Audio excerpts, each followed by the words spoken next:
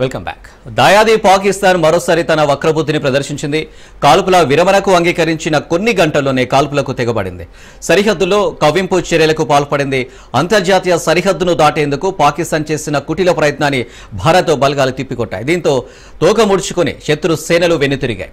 రైట్గా దీనికి సంబంధించి డీటెయిల్స్ మా ప్రతినిధి రత్నకుమార్ లైవ్లో అందిస్తారు. రత్న, చూసాం రాత్రి మళ్ళీ పాకు కాల్పులకు తెగబడింది. ఏంటి సిచ్యువేషన్, ఎలా ఉండబోతుంది?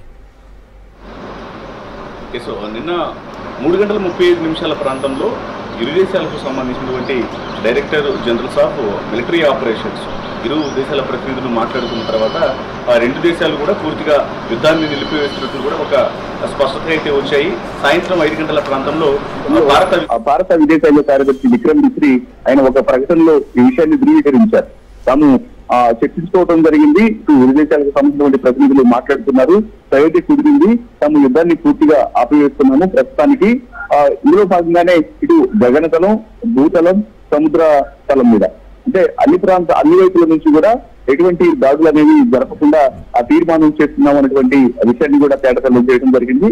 ఇక అదే సమయంలో పాకిస్తాన్ అధికారులు సైతం ఆ యుద్ధాన్ని ఆపివేస్తున్నటువంటి నిర్ణయాలను కూడా ధృవీకరించారు. కానీ ఈ ధృవీకరణ వచ్చినటువంటి 3 గంటలు గడవక ముందే రాత్రి 8 గంటల ప్రాంతంలో ఒక్కసారిగా జమ్మూ కాశ్మీర్ లోని పలు ప్రాంతాల్లో నియంత్రణ రేఖ వెంబడి పాకిస్తాన్ సైనికులు ఒకసారిగా దాడులకు పాల్పడ్డారు. అనేక ప్రాంతాల్లో నియంత్రణ రేఖ వెంబడి ఆ కాల్పులు జరపడం జరిగింది. అలాగే డ్రోన్ల ప్రయోగం అనేది కూడా జరిగినట్లు ఐడెంటిఫై జరిగింది. ఇక ఎప్పుడైతే ఈ విషయాన్ని తెలియజేయడం జరిగిందో దీని మీద ఒక్కసారిగా జమ్మూ కాశ్మీర్ సీఎం ఒమర్ అబ్దుల్లా ఒకసారిగా దీని మీద దిగ్భ్రాంతి వ్యక్తం చేశారు.